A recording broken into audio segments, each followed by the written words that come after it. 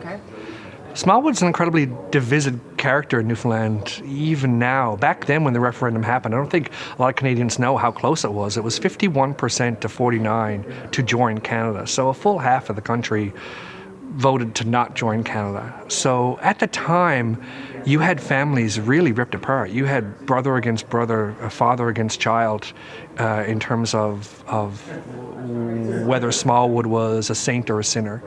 There are people in the country that viewed him and still view him as a demon, as someone who led Newfoundland down the wrong path. And there are certainly in older generations people that literally got buried with a picture of him in their casket, who saw him as a savior for Newfoundland and Newfoundland's people. So he's an incredibly divisive character even now.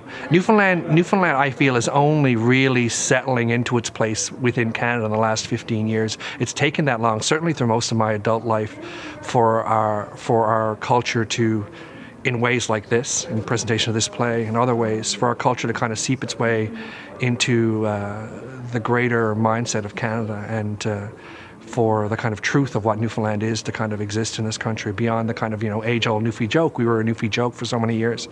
I think that's slipped away, but only really recently, only in the last 10 or 15 years.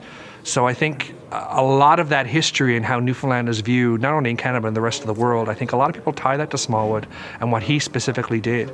So he's still a pretty divisive character. Yeah, less so now with my generation and younger. Certainly younger generations know him and have an opinion on him. But my father's generation and older, wow, man, he's still very, very, yeah, he causes arguments.